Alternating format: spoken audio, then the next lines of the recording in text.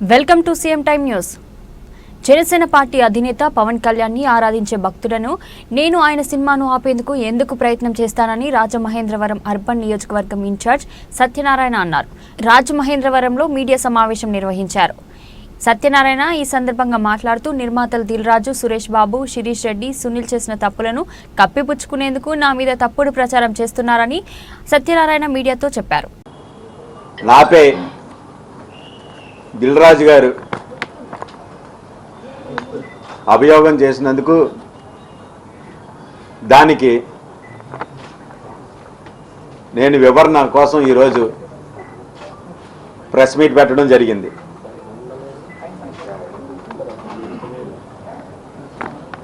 దిల్ రాజు గారు ఆయన మాటల్లో ఆయన ఇది మేము ఆ నలుగురు అని గవర్నమెంట్ కానీ ఆటోగ్రఫీ మినిస్టర్ దుర్గేష్ గారు సీరియస్గా వార్నింగ్ ఇవ్వడంతో వాళ్ళు భయభ్రాంతులు గురై ఆ నలుగురు అని చెప్పడంతో ఏ విధంగా ఒక్కొక్కరు వచ్చి ప్రెస్ మీట్ పెట్టడం జరిగింది. ఆ ప్రెస్ మీట్ ముందు ఏం జరిగిందో మీకు కొన్ని వివరాలు తెలియజేస్తా.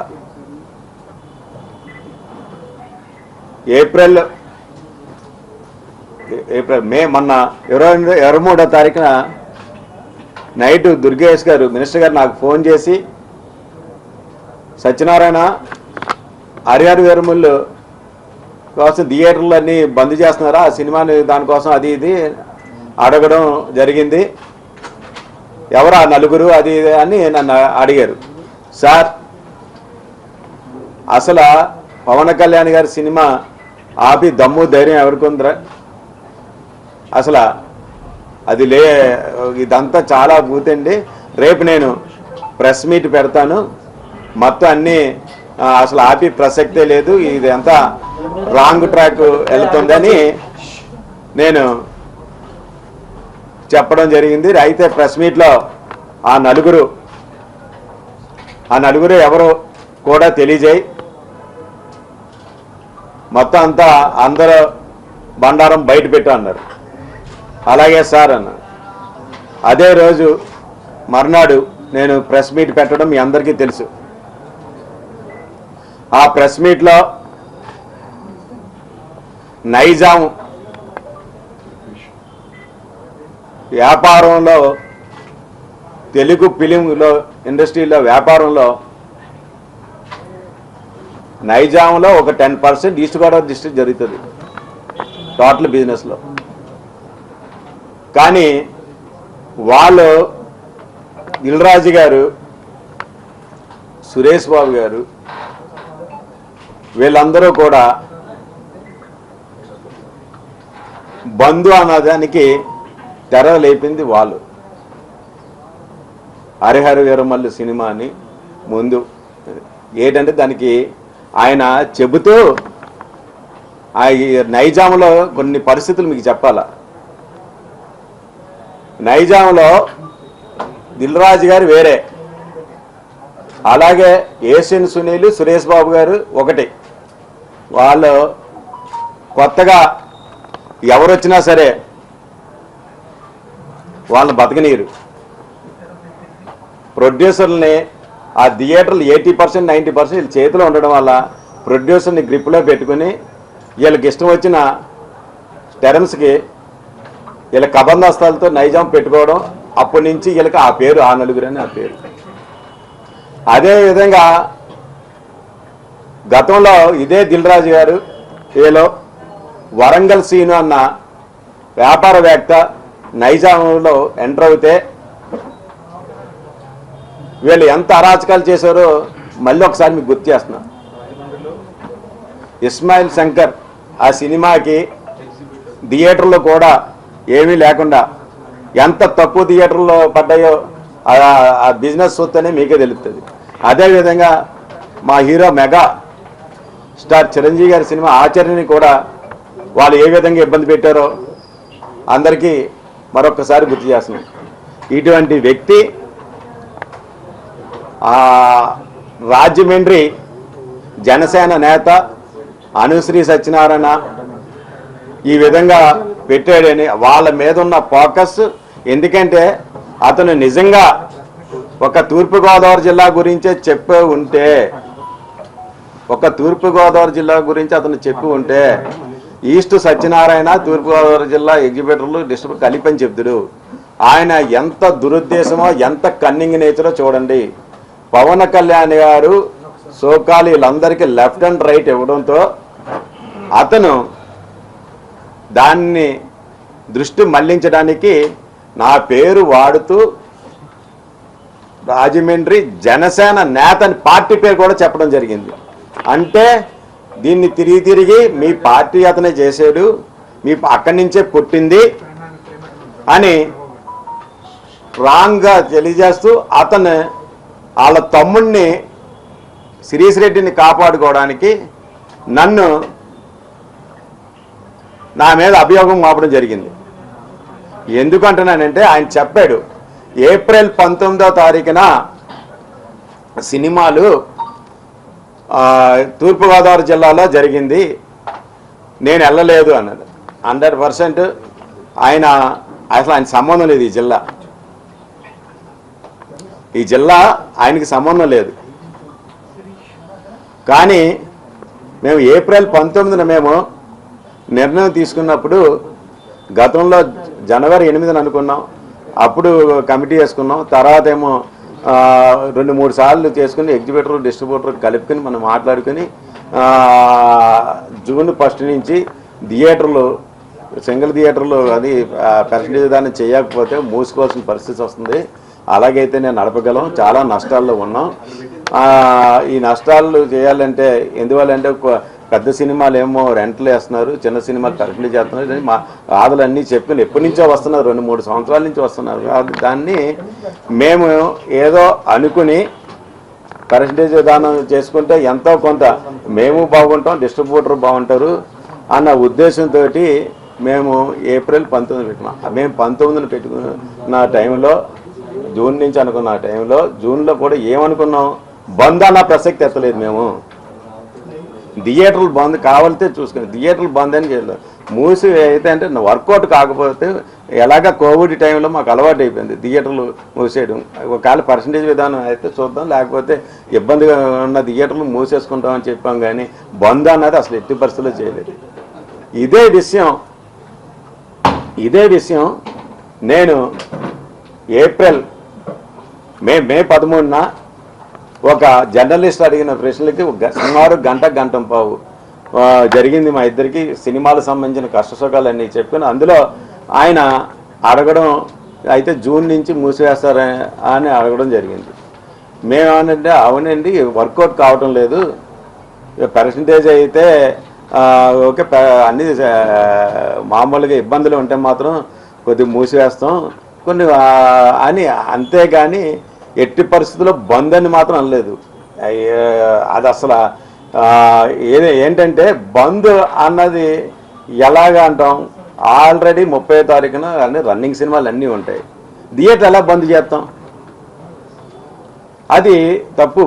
ఇవ్వకపోతే థియేటర్లో మూసుకుంటాం పెర్సెంట్ అన్నాం, కానీ మేము బంద్ అన్న ప్రసక్తి అనలేదు. దాన్ని ఈయన వీడియోలు ఉన్నాయి, ఇవి ఉన్నాయి, అవన్నీ చెప్తున్నారు. ఇదే ఏప్రిల్ 19 జరిగిన మీటింగ్లో మనం అంతకుముందు జనవరి 8వ తారీఖున మీటింగ్లో కూడా ఈ విషయంలో, ఎందుకంటే మాతోటి పాటు గీతావళికి సురేష్ వలికి కూడా థియేటర్లు ఉన్నాయి, అందరినీ పిలిచారు. పిలిస్తే వాళ్ళ సురేష్ బాబు గారు ఆ రోజు మొత్తం ఈ నిర్ణయాలు ఎలాగున్నాయని సురేష్ బాబు గారికి ఫోన్ చేసి స్పీకర్ ఆన్ చేస్తే నేను చెబుతానని చెప్పడం, అందరూ అక్కడ ఆ రోజు డిస్ట్రిబ్యూటర్లు ఉన్నారు, ఎగ్జిబిటర్లు ఉన్నారు. ఆ మీటింగ్లో అందరూ స్పీకర్ ఆన్ చేయడం జరిగింది. ఆ స్పీకర్లో సురేష్ బాబు గారు మిగతా రాష్ట్రాల్లో పర్సంటేజ్ విధానం ఉంటుంది, మన రాష్ట్రంలోనే పర్సంటేజ్ విధానం లేదు, మీరు అందరూ చాలా అందరూ నష్టపోతున్నారు. సింగిల్ స్క్రీన్లు ఎలాగుంటే మూసుకోవాల్సిన పరిస్థితి వస్తుంది. అలాగే సింగిల్ స్క్రీన్లు ఎట్టి బతకాలంటే మనం పర్సంటేజ్ విధానం పెట్టాలి అని ఆ విధంగా మల్టీప్లెక్స్లో ఇస్తున్నారు. మనకి కూడా ఇస్తే బాగుంటుంది అని ఆయన ఆ స్పీకర్లో అందరికీ తెలియజేయడం జరిగింది. మొత్తం ఆ రోజు అంతా తెలియజేయడం జరిగింది. అదే విషయం వాళ్ళ మేనేజర్ గారు అందరూ కూడా ఇక్కడ మా ఎగ్జిబిటర్లు అందరూ కూడా తెలియజేయడం జరిగింది. సరే, ఆ విషయం అందరికీ తెలియదు. అది ఏప్రిల్ 19 మీటింగ్లో కూడా ఇలాగా డిస్ట్రిబ్యూటర్లు ఎగ్జిబిటర్లు అంతా కలుపుకున్నాం, ఇలా మాట్లాడుకున్నాం జూన్ 1 నుంచి అని అనుకున్నాం. అది కూడా బంద్ అని మాత్రం అనలేదు. ఎందుకంటే బంద్ అన్న ప్రసక్తి మా నోట్లో ఎప్పుడూ రాలేదు. నెక్స్ట్ నేను కూడా ఆయన వీడియో ఉందని అవన్నీ చెప్తున్నాడు, నా దగ్గర ప్రూఫ్లు ఉన్నాయని చెప్తున్నాడు.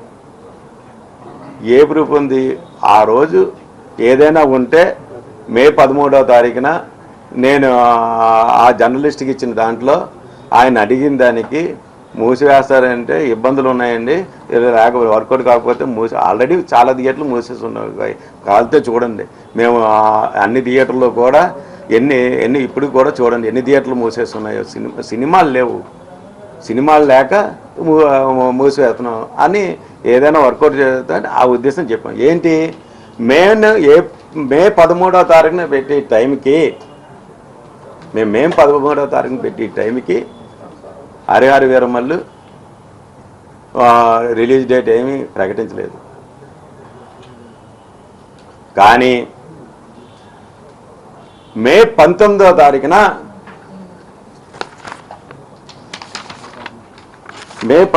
తారీఖున ఛాంబర్ వాళ్ళు మీటింగు పెట్టారు. అప్పటికి హరిహర వీరమల్లు డేట్ ప్రకటించారు. ఆ విషయం దిల్ రాజు గారు కానీ సురేష్ బాబు కానీ తెలీదా? ఆ డేట్ ప్రకటించారు. ప్రకటించినప్పుడు మాకు ఎగ్జిబిటర్ సెక్టార్ చైర్మన్ అయిన రామ్ ప్రసాద్ గారు గుడివాడ ఎగ్జిబిటర్ అయిన ఆయన్ని దిల్ రాజు గారు సురేష్ బాబు ఫోన్ చేసి మీరు ఛాంబర్కి లెటర్ పెట్టండి అని ఒత్తిడి చేసి నిజం కాదా? అది ఆయన 3 సెక్టార్లో సురేష్ బాబు దిల్ రాజు గారు ఫోన్ చేశారని చెప్పాడా లేదా? ఆన్ ద రికార్డ్ తీయండి. మొత్తం ఛాంబర్లో ఆయన మాటలన్నీ కూడా ఉంటాయి. దీని వెనకాతల దిల్ రాజు గారు లేరా? అదే ఆ రోజు మీటింగ్లో దిల్ రాజు గారు నాకు ఉదయం 8 గంటలకే ఎప్పుడో ఫోన్ చేశారు. ఫోన్ చేస్తే నేను సెటిల్ ఆడుతున్నాను. మా కొడుకు ఫోన్ ఎత్తితే సత్యనారాయణ అంటే సెటిల్ ఆడుతున్నాడంటే హైదరాబాద్ రాలేదంటే రాలేదని చెప్పడం జరిగింది. అయితే అవసరం లేదులే అని చెప్పడం. తర్వాత నేను కూడా ఆయనతో మాట్లాడలేదు, నాతో కూడా మాట్లాడలేదు, ఆయనతో మాట్లాడేసి అయితే అవసరం లేదులే అని ఫోన్ పెట్టడం నిజం కాదా? ఏంటి నెక్స్ట్ ఇంకోటి, ఈ టోటల్ ఆయన చెప్పడంలో కూడా ఏం చెప్తున్నాడు ఆయన? ఏప్రిల్ 19న తూర్పుగోదావరి జిల్లాలో జరిగింది. దాన్ని మొత్తం ఎపిసోడ్ అంతా అక్కడి నుంచి వచ్చింది. సత్యనారాయణ జనసేన నాతి చేసేయడానికి మొత్తం అంతా తిప్పి నా మీద పెట్టడానికి వాళ్ళ తమ్ముని కప్పిపించుకోవడానికి చేశారు. ఈ 3 సెక్టార్లో కూడా మీరు ఆన్ ద రికార్డ్ తీయండి. ఇదే దిల్ రాజు సోదరుడు శిరీష్ రెడ్డి ప్రకటించాడా లేదా? ఏమని ప్రకటించాడు? చాలా మంది డిస్ట్రిబ్యూటర్లు కొద్దిగా వ్యతిరేకిస్తే అందరూ ఆశ్చర్యపోయారు కూడా. ఎవరు ఏమనుకున్నా సరే నా మాట ఏసియన్ సునీల్ అంటే సురేష్ బాబు మా మాట ఒకటే.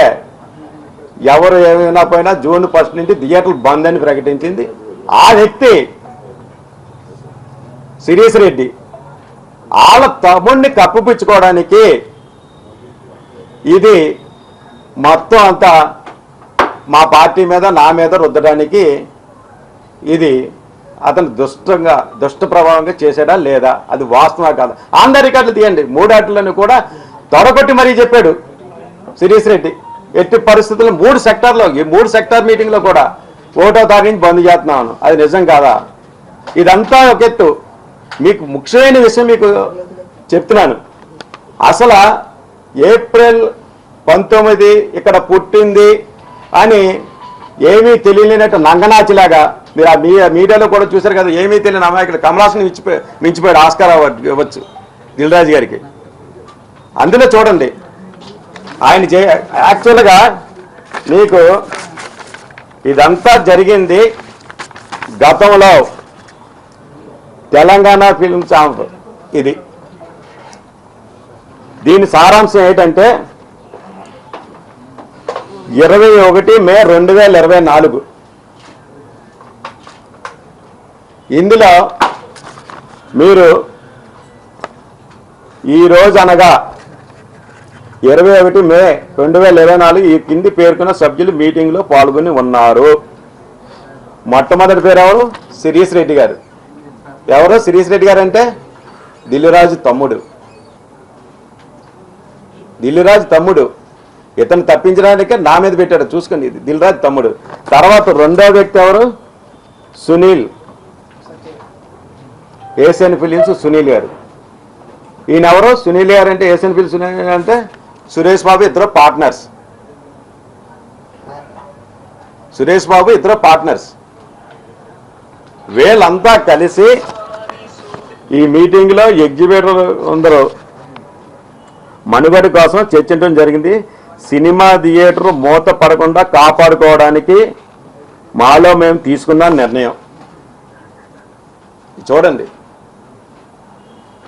ఏ సినిమా 20 కోట్ల సినిమా ఎంత పర్సంటేజు, మళ్ళీ 10 కోట్ల సినిమా ఎంత పర్సంటేజు, 10 కోట్ల లోపు సినిమా ఏ పర్సంటేజు, అది కాకుండా గమనిక పెద్ద మరియు మీడియా సినిమాలకు గాను 2% నెగోసియేషన్స్ అంగీకరించబడింది. అనగా 73% ఆఫ్ డిస్ట్రిబ్యూటర్, 27% ఆఫ్ ఎగ్జిబిటర్. పైన పరికన పర్సెంట్ విధానం జూలై 1, 2024 నుండి అమలు చేయడానికి మాలో మేము తీసుకున్న నిర్ణయం. జూలై 2024లో వాళ్ళు తీసుకున్నారు. ఇది ఎందుకు అమలు చేయలేదు? ఇది అసలు మీరందరూ గమనించాల్సిందంటే దిల్ రాజు యొక్క మనస్తత్వం మీ అందరికీ అర్థమవుద్ది. మేము అందరికీ కూడా మొత్తం ఈ ప్రెస్ మీట్లో చూసిన ప్రజలందరూ ఒక్కసారి గమనించి దిల్ రాజు యొక్క మనస్తత్వం. ఇది జూలైలో ఎట్టి బస్సులో నిర్ణయించడం జరిగింది. ఇది ఎందువల్ల చేశారు? ఇది ఎందుకు అమలు చేయలేదు? దానికి అసలు కారణం సోకాల్ దిల్ రాజ్, సురేష్ బాబు, సునీల్. ఎందువల్లంటే గేమ్ చేంజర్ సినిమా ప్రొడ్యూసర్ ఎవరు? దిల్ రాజ్. సంక్రాంతికి వస్తున్న ప్రొడ్యూసర్ ఎవరు? దిల్ రాజ్. హీరో ఎవరు? వెంకటేష్, సురేష్ బాబు బ్రదర్. ఈ సినిమాలు రెండు ఉన్నాయని ఈ ఎగ్జిబిటర్లో సాధారణ ఇందులో సంతకం పెట్టిన శిరీష్ రెడ్డి, అదేవిధంగా సునీల్, సురేష్ బాబు వీళ్ళందరూ కూడా అమలు చేశారు. ఇది ఎందువల్ల? ఇది వాళ్ళ స్వార్థం కోసం వీళ్ళు ఈ విధంగా దానిని ఎప్పుడో 2024 అది చేసిన వాళ్ళ తీర్మానాన్ని ఈరోజు మేము ఏప్రిల్లో తీసుకున్న దాన్ని అది చెప్పడం లేదు, దాన్ని ముడిపెడుతున్నారు. దీనివల్ల మీ అందరికీ తెలుసు వాళ్ళు ఎంత నీచంగా, ఎంత స్వార్థంగా ఆలోచిస్తున్నారు. ఈరోజు అంతెందుకండి, ఎగ్జిబిటర్ సెక్టార్ చైర్మన్ని మాకు అసలు ఆంధ్రాకి సంబంధించి అందులోనే మా ఒక్క తూర్పుగోదావరి జిల్లాలో, ఎందుకంటే తూర్పుగోదావరి జిల్లాలో చెబుతుంది ఏంటంటే మిగతా జిల్లాలు పక్క జిల్లాల కన్నా తూర్పుగోదావరి, వెస్ట్ గోదావరి జిల్లాలో చాలా తక్కువ రెంట్లు ఉంటాయి మిగతా జిల్లాతో పోల్చుకుంటే. వీళ్ళు నైజాంలో ఒక్కొక్కటి 5 లక్షల థియేటర్లు కూడా ఉంటాయి రెంట్లో. అవతల గుంటూరులో కూడా 420 మంది ఆడియన్స్ 4 లక్షలు ఉంటుంది. మనకు అసలు 2,40,000 మీరు థియేటర్లు దంటలేదు. మేము బాధలతోటి మిగతా వాళ్ళతో పోల్చుకుంటే మేము చాలా ఇబ్బందులు ఉన్నామని మేము అది కూడా డిస్ట్రిబ్యూటర్లని మేము రిక్వెస్ట్ చేసుకుంటూ మేము పెట్టుకున్నాం. కానీ దీనిని భూతద్దంలో చూపించి ఏప్రిల్ 19 సత్యనారాయణ చేసాడు. సత్యనారాయణ ఆ మీటింగ్లో వేశారు. నా దగ్గర వీడియోలు ఉన్నాయి. ఎప్పుడో మే 13 ఎవరో జర్నలిస్ట్కి ఇచ్చిన దానికి అవన్నీ చెప్పి అసలు సబ్జెక్ట్ ఇదేం చేశారండి దిల్రాజు గారు? ఇదెందుకు పోస్ట్ పోన్ చేశారు? మీ సినిమాలు ఉన్నాయనా? ఈరోజు పవన్ కళ్యాణ్ గారి సినిమా నేను చెప్పినప్పుడు మే 13కి అప్పుడు డేట్ ఫిక్స్ అవ్వలేదు. మీరు అటెండ్ అయ్యారుగా ఛాంబర్కి. నేను అసలు ఈ ఎపిసోడ్లో కానీ అసలు ఎప్పుడైనా వచ్చానా? గత సంవత్సరం 11 నెలల 12 నెలలు అవుతుంది ఛాంబర్కే రాలేదు. ఛాంబర్ మీటింగ్లోనే పాల్గొలేదు. కాలితే వీడియోలు తీయండి. మీరు ఈ విధంగా చేసి తెలుసు మీరు ఈ నిర్ణయాలు తీసుకున్నప్పుడు మీ తమ్ముడు తొడగొట్టినప్పుడు ఈ సినిమా జూన్లో ఉందని మీకు తెలుసు. అప్పటికి అనౌన్స్ చేశారు. 18, 19 చేశారు. మీరు చేసినప్పుడు మీకు ఈరోజు మీరు ఎప్పుడో అక్కడి నుంచి పుట్టింది ఇక్కడి నుంచి పుట్టింది అంటున్నారు. ఇది మేము వెంటనే పెట్టాము, ఎట్టి పరిస్థితుల్లో చేయమని అనగానే ఆ నింద మీరు మా మీద తోయడానికి. ఎందుకంటే మీరు అక్కడ మీ సినిమాలు ఉన్నప్పుడు తప్పించుకున్నారు. ఇప్పుడు పవన్ కళ్యాణ్ గారి సినిమా వచ్చినప్పుడు తొక్కేద్దాం అని దురాలోచనతో మీరు చేసుకున్న కమిట్మెంట్కి తొంగలో తొక్కేశాను. నేను వెంటనే ప్రెస్ మీట్ పెట్టి ఎట్టి పరిస్థితుల్లో పవన్ కళ్యాణ్ గారి సినిమా ఆపే ప్రసక్తి లేదు.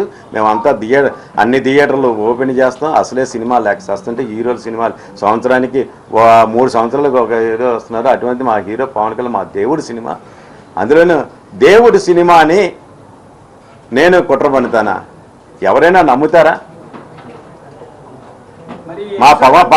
మా పవన్ కళ్యాణ్ గారి సినిమాని నేను అసలు ఆఫ్ చేస్తానా?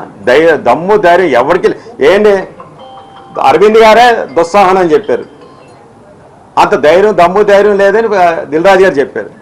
ఎవరో ఒక ఈస్ట్ గోదావరి నుంచి వచ్చి సత్యనారాయణకి ఆ దమ్ము ధైర్యం ఉంటుందా? అందులోనే పవన్ కళ్యాణ్ భక్తుని నేను. ఇది అసలు ప్రజలు గమనించనుకున్నారా ఏంటి? ఇదంతా ఏంటి అన్నీ మొత్తం ఇవన్నీ చెప్పిన తర్వాత మళ్ళీ మీకు వస్తాం సార్. ఇది ఫ్లోలో మొత్తం ఒక్కొక్కటి మొత్తం దిల్రాజు గారి ఆయన ఆస్కార్ అవార్డు ఆ నటనకి ఆ రోజు అంతా చూసి ఉంటారు. ఆయన వ్యక్తిత్వం బయట పెట్టాలా? ఇది వాస్తవం కాదా?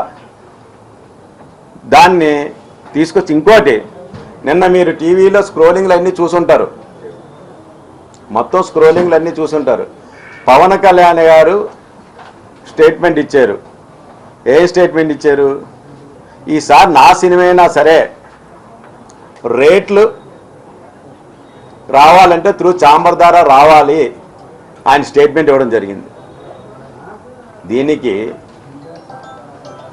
నటుడు ఆస్కార నటుడు దిల్రాజు గారు వెంటనే స్వాగతిస్తున్నామని చెప్పారు. మీరు చూసి ఉంటారు స్కూలింగ్.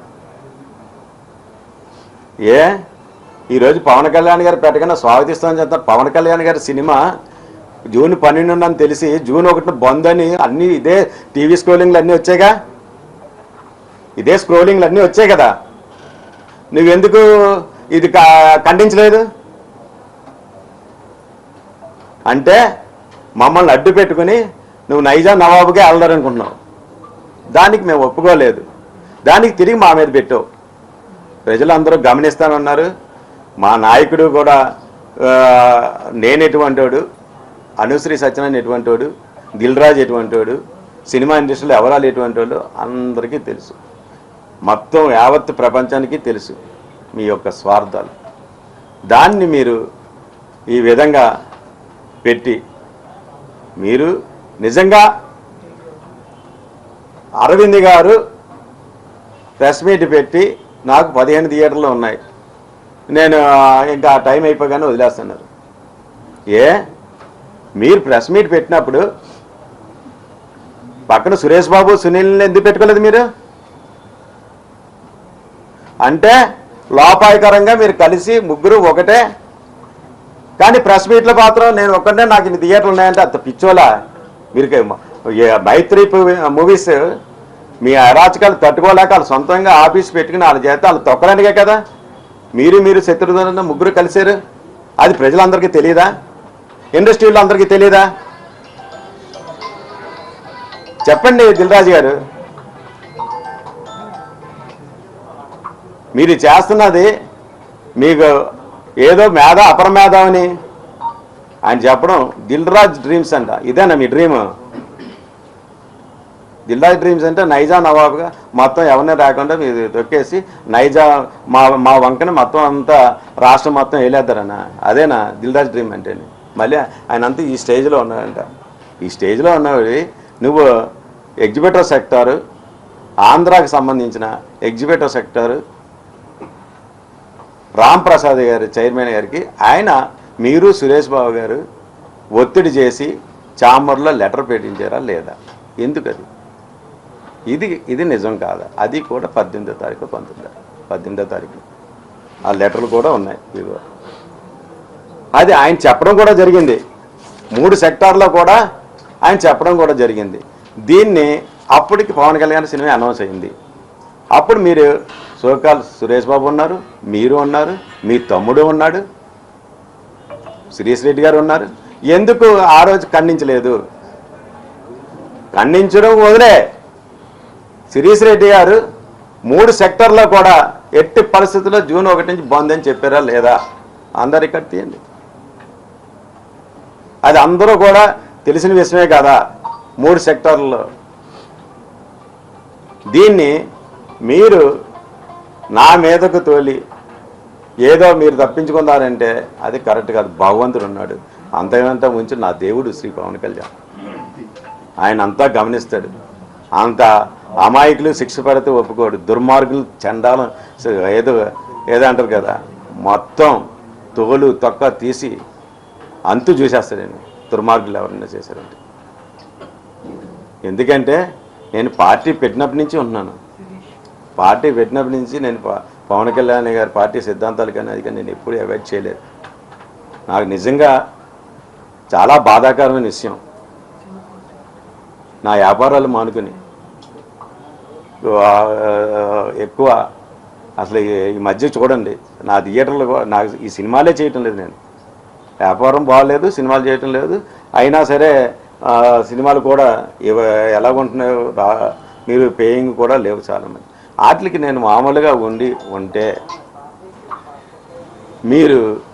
నేనేదో మా పవన్ కళ్యాణ్ గారి భక్తుడిగా నేను ఆయన చేసి కార్యక్రమాలు అన్నీ కూడా సిద్ధాంతాలు కానీ జనాల్లో తీసుకెళ్ళి అన్నీ నేను నా అంతటా నేను మా జన సైనికులు వీర మహిళలు వీళ్ళందరూ సహాయ సహకారంతో నేను వెళుతుంటే నన్ను నా రాజకీయ భవిష్యత్తు మీద మీరు ఈ విధంగా మీ జనసేన నేత అని పేరు చెప్పి మీరు ఈ విధంగా నన్ను బ్లేమ్ చేయడం ఎంతవరకు సమంజసం?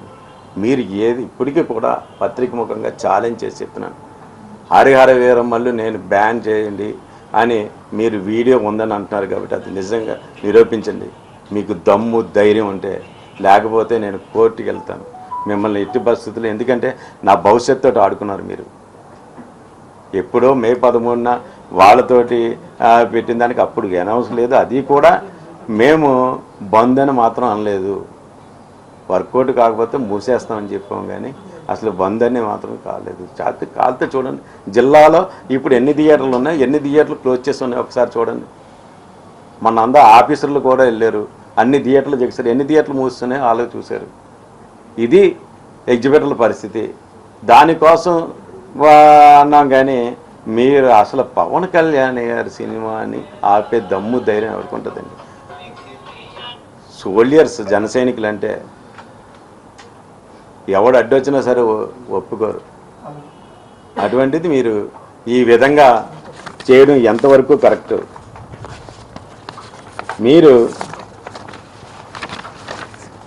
మీరు సురేష్ బాబు, మీ తమ్ముడు శిరీష్ రెడ్డి, సునీల్ మీరు చేస్తున్న అరాచకాలు అందరికీ ఇప్పటివరకు ఎవరో చెప్పడానికి భయపడి ఉంటారు. నాకు మా నాయకుడు చెప్పింది ఒకటే, నిజం నిర్భయంగా చెప్పు, భయపడకు, ఉన్నది ఉన్నట్టు చెప్పండి. ఎవరు ఇదేనే ఈ సబ్జెక్ట్ అనే కాదు, ఏదైనా సరే మాకు నీతి నిజాయితీ నేర్పించింది మా నాయకుడు. ఈరోజు భారతదేశం మొత్తం నీతి నిజాయితీ నెంబర్ 1 ఎవరైనా ఉన్నారంటే శ్రీ పవన్ కళ్యాణ్ గారు. కావాలితే అన్ని సర్వేలు చూసుకోండి, ఆయన నెంబర్ 1 స్థానంలో ఉన్నారు. అటువంటి ఆయనకి నేను మచ్చ తెచ్చి పని చేస్తానా?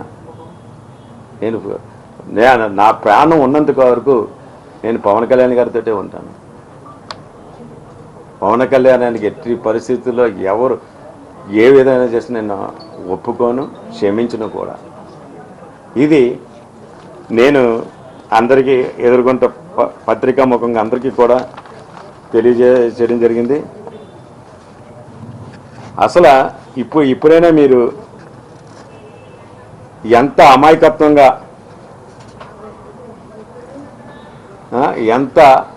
అమాయకత్వంగా ఏ విధంగా ప్రెస్ మీట్ పెట్టారో చాలామంది ట్విట్టర్లో కూడా చేస్తున్నారు. కమలాసన్ అని పెట్టడం కూడా చాలా చూసాం మనం. దిల్రాజు గారు ఒక మీ స్వార్థం కోసం మాలాంటి అమాయకుని బలి చేయడానికి ఎట్టి పరిస్థితుల్లో ప్రయత్నం చేయకండి. మేము నా సినిమా వ్యాపారంలోనే దానికి ఏం చెప్పాడండి ఆయన, సమిష్టి నిర్ణయాలు తీసుకోకపోతున్నాడు. సమిష్టి నిర్ణయాలు ఎప్పుడు తీసుకుంటాడండి? నువ్వు సునీల్ తోటి, సురేష్ బాబు తోటి ముగ్గురు కలిసి సమిష్టి నిర్ణయాలు తీసుకుంటారా? అక్కడ సమిష్టి నిర్ణయమా అంటే ఏంటి? స్వార్థం కోసం సమిష్టి నిర్ణయమా? వాళ్ళు ముగ్గురు దానికి అప్పుడు సమిష్టిగా ఉంటారు. ఇది ఇండస్ట్రీ విషయం కదా, ఇండస్ట్రీ వచ్చేటప్పటికి స్వార్థం. ఎందుకు అర్థమవుతుంది కదా. ఆయన సినిమా ఏంటి 2024 21 మే నాడు వాళ్ళ తమ్ముడు సునీలు పెట్టిన సంతకాలు జూలై నుంచి అమలు జరగనని పెట్టింది. గేమ్ చేంజర్ సినిమా నెక్స్ట్ సంక్రాంతికి వస్తున్న సినిమాని రిలీజ్లు ఉన్నాయని దీన్ని తొంగలో తొక్కింది మాట వాస్తవా కాదా? అప్పుడు ఆలోచన ఎందుకు ఆచరణ పెట్టలేదు? ఇప్పుడు మా వంకన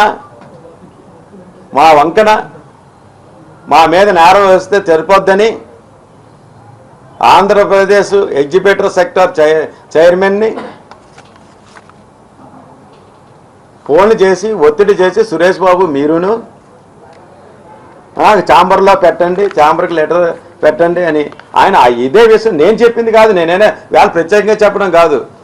అందరు సెక్టార్లో కూడా 3 సెక్టార్లో కూడా సురేష్ బాబు, దిల్రాజు గారు ఫోన్ చేశారు అని చెప్పడం జరిగింది. దానికి మీ తమ్ముడు